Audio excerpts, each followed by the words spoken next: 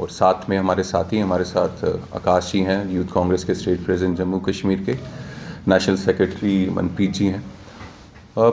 हम सब जानते हैं इलेक्शन से पहले जब बीजेपी का राज जम्मू कश्मीर में चल रहा था एलजी रूल के नाम से, तब बहुत सी दिक्कतें हमारे जम्मू कश्मीर के लोग जो हैं वो फेस कर रहे थे।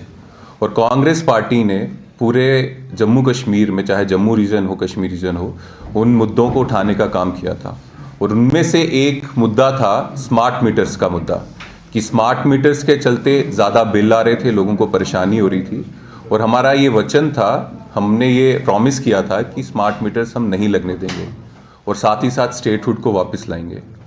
लेकिन जितना हम समझे तब लोगों पे, तो लोग भी क्रिटिसाइज करते थे बीजेपी की सरकार को, एलजी सरकार को, कि उन्होंने जम्मू कश्मीर को स्मार्ट मीटर का जो तोहफा दिया है, गरीबों को उस पर टैक्स का बोझ पड़ रहा है, बिजली के बिल का बोझ पड़ रहा है।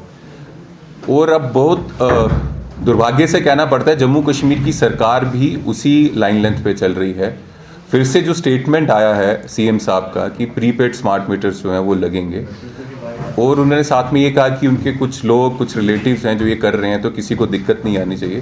तो एक प्रैक्टिकल बात है, सभी लोग इस प्रदेश में, इस यूटी में अमीर नहीं हैं, गरीब लोग भी यहाँ रहते हैं। और ये सरकार जो है, कोई भी सरकार जो है वो गरीब लोगों के वोट से भी बनती है। कोई भी इंसान जो है वो गरीब अपनी मर्जी से नहीं होता, ये हालात उसे गरीब बनाते हैं। और वो सरकार जो इन गरीब लोगों से चुनी हुई आती है, उसका फर्ज बनता है, वो सोशल वेलफेयर सरकार होती है, कि इन लोगों की मदद करे।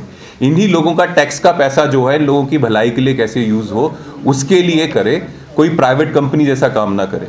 इसलिए हमारी अपील है कि ये जो प्रीपेड स्मार्ट मीटर वाला जो इशू है, इस सरकार को समझना चाहिए, इसको वापस लेना चाहिए।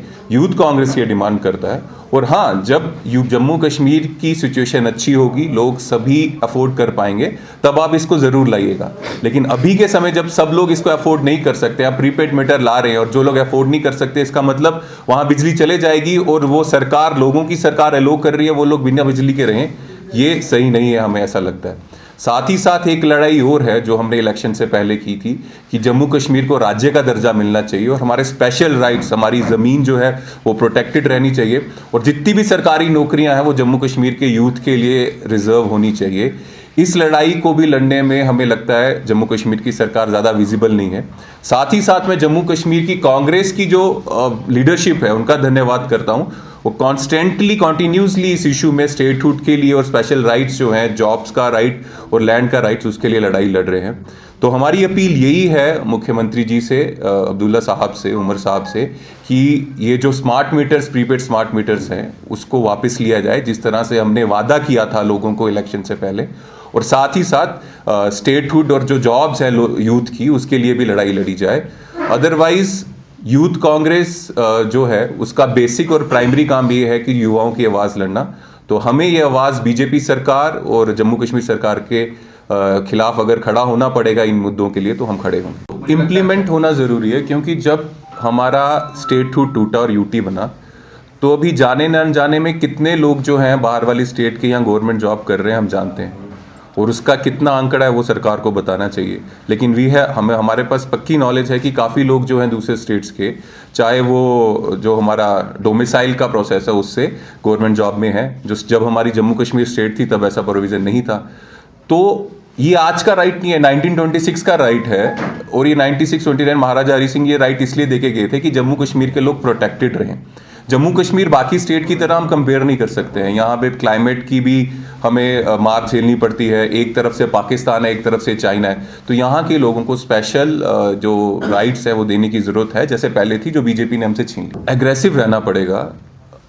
जितना कैजुअल हम बीजेपी को जानते हैं, जब फार्मर्स प्रोटेस्ट हुआ तो 700 से 800 जो किसान थे वो शहीद हो गए। फिर जाके थोड़ी इनकी कान में से जूं जो है थोड़ी रेंगी, तब इनको जाग आई बीजेपी वालों को। तो इतने प्यार से पोलाइटली से इनसे मांगेंगे तो मुझे लगता नहीं कुछ होने वाला है।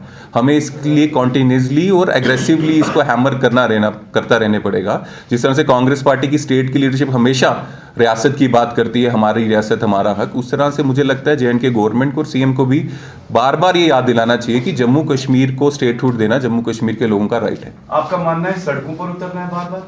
ज़रूर उतरना चाहिए। अगर सड़कों में नहीं उतरेंगे तो ये लोग कैसे मानेंगे? अगर किसान भी ये मान लेते कि अगर हम धरना नहीं रखते, अगर हम अपने लिए खून पसीना एक नहीं करते, तो वो अपनी राइट्स, अपनी लड़ाई यहाँ तक थोड़ी ना लेके जाते।